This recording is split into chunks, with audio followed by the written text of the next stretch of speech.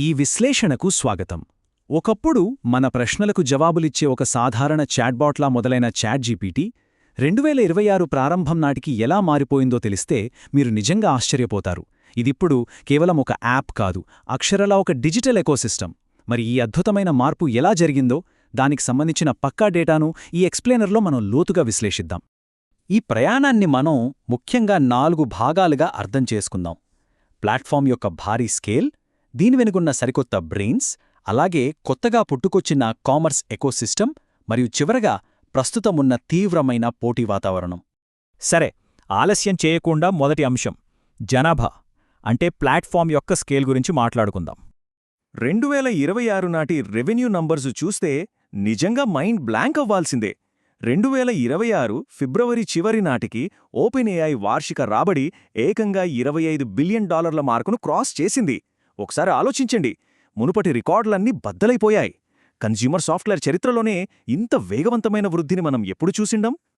ఇక యూజర్ల సంఖ్య అయితే ఎలా రాకెట్ స్పీడ్లో పెరిగిపోయిందో ఒకసారి గమనించండి.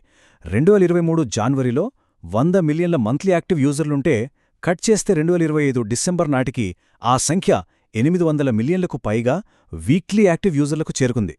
ప్రపంచవ్యాప్తంగా ఇంతమంది ప్రతివారమూ దీన్ని వాడుతున్నారంటే ఇది మన దైనందిన జీవితంలో ఎంతలా కలిసిపోయిందో అర్థమవుతుంది కదా. అయితే ఇంతమంది యూజర్లు అసలు ప్లాట్ఫామ్ మీద ఏం చేస్తున్నారు? అదే ఇక్కడ ఆసక్తికరం. వారానికి పంపబడే 18 బిలియన్ల మెసేజ్లలో కేవలం 49% మాత్రమే ప్రశ్నలు అడగడానికి వాడుతున్నారు. కానీ ఏకంగా 40% మెసేజ్లు పనులను యాక్టివ్గా పూర్తి చేయడానికి, అంటే డూయింగ్ కోసం ఉపయోగిస్తున్నారు. చూశారుగా, ఇది కేవలం సమాచారం ఇచ్చే ఇంజిన్గా మాత్రమే కాదు, మన పనులు చేసిపెట్టే పక్కా అసిస్టెంట్గా మారిపోయిందన్నమాట. మరి ఇంత భారీ ట్రాఫిక్ని హ్యాండిల్ చేయాలంటే ఒక సాలిడ్ సిస్టమ్ ఉండాలి కదా. అదే మన రెండో టాపిక్. దీని వెనుక ఉన్న సరికొత్త మౌలిక సదుపాయాలు, అంటే కొత్త GPT-5 బ్రెయిన్స్ ఎలా పనిచేస్తున్నాయో చూద్దాం. గతంలోలాగా ఏ మోడల్ సెలెక్ట్ చేసుకోవాలి అనే తలనొప్పి ఇప్పుడు యూజర్లకు అస్సలు లేదు.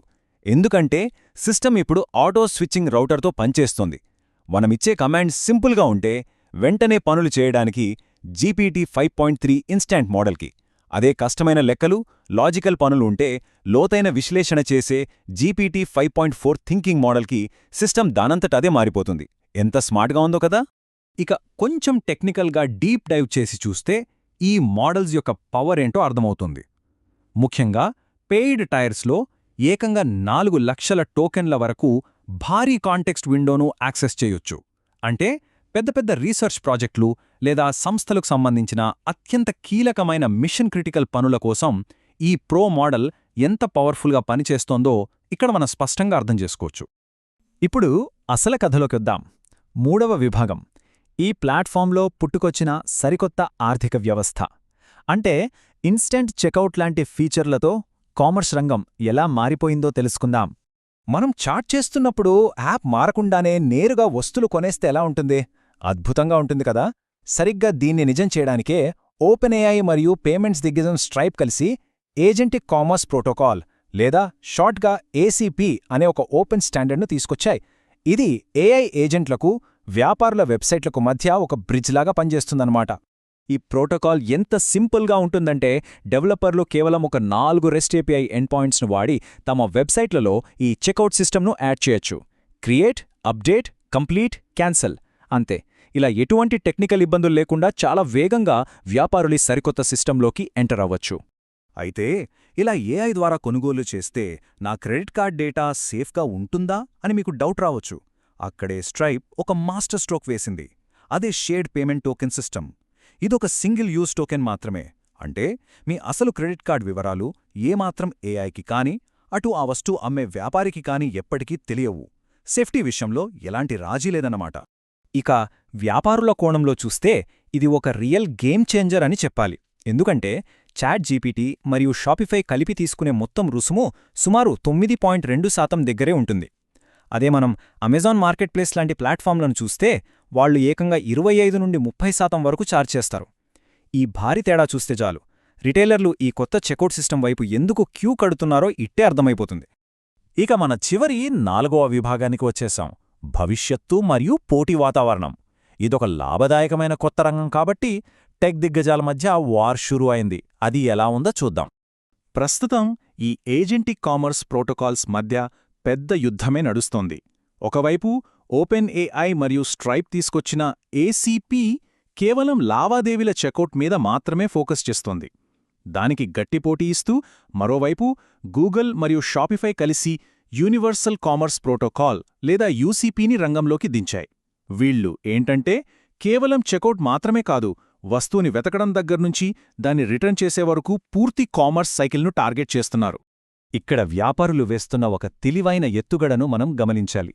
కేవలం ఏదో ఒక ప్రోటోకాల్ని నమ్ముకోకుండా ఈ ఏసీపీ మరియు యూసీపీ రెండింటినీ ఏకకాలంలో వాడుతున్న రీటైలర్లకు సింగిల్ ప్రోటోకాల్ వాడుతున్న వారికంటే ఏకంగా 40% ఎక్కువ ట్రాఫిక్ వస్తున్నట్లు డేటా చెబుతోంది. ఏది ఏమైనా ఆపర్చునిటీని క్యాచ్ చేయడంలో వ్యాపారులు ఎప్పుడూ ముందే ఉంటారు గదా. అయితే ఒకే సంస్థ చేతిలో ఇంత భారీ పవరున్నప్పుడు కొన్ని నైతిక ఆందోళనలు కూడా వస్తుంటాయి. సోర్సెస్ ద్వారా డేటాను నిష్పాక్షికంగా పరిశీలిస్తే క్విడ్ జీపీటీ అనే ఒక పెద్ద నిరసన ఉద్యమం కూడా జరుగుతోంది. రాజకీయ విరాళాలు, ఇమ్మిగ్రేషన్ విభాగాలకు టూల్స్ ఇవ్వడం, అలాగే పెంటగాన్తో ఒప్పందాలకు వ్యతిరేకంగా సుమారు 7 లక్షలకు పైగా యూజర్లు ఈ ప్లాట్ఫామ్ను బాయ్కాట్ చేస్తున్నారు. యూజర్లలో ఉన్న ఈ ఆందోళనలను మనమిక్కడ ఒక ఫ్యాక్ట్గా అర్థం చేసుకోవచ్చు. యూజర్ల వైపునుంచే కాదు, టెక్ దిగ్గజాల మధ్య కూడా పోరు తారాస్థాయికి చేరుకుంది. అమెజాన్ తీసుకున్న ఒక కఠిన నిర్ణయమే దీనికి బెస్ట్ ఎగ్జాంపుల్. చాట్ జీపీటీ యొక్క వెబ్ క్రాలర్లను తమ ప్లాట్ఫామ్ మీదకు రాకుండా అమెజాన్ పూర్తిగా బ్లాక్ చేసింది. దీనర్థమేంటంటే ఇకపై చాట్ జీపీటీ, షాపింగ్ రిజల్ట్స్లో అమెజాన్ ప్రాడక్ట్స్ అస్సలు కనిపించవన్నమాట. ఎవరి ప్లాట్ఫామ్ పవర్ వాళ్ళు కాపాడుకోవడానికి ఎంత గట్టిగా ప్రయత్నిస్తున్నారో కదా. ఇవన్నీ చూశాక చివరగా ఒక బలమైన ప్రశ్న మన మదిలో మెదలకుండా ఉండదు. రోజుకు 50 మిలియన్ల షాపింగ్ సెర్చులు మనం చేసే మాన్యువల్ బ్రౌజింగ్ నుంచి ఏఐ ఏజెంట్ల చేతుల్లోకి వెళ్ళిపోతున్నాయి. మరి భవిష్యత్తులో మన బదులు ఆ ఏజెంట్లే వెబ్సైట్లలోకి వెళ్ళి మనకి కావలసిన వస్తువుల్ని కొనేస్తుంటే ఇన్నేళ్లుగా మనం చూస్తున్న ఆ సాంప్రదాయక రీటైల్ వెబ్సైట్ల భవిష్యత్తేంటి?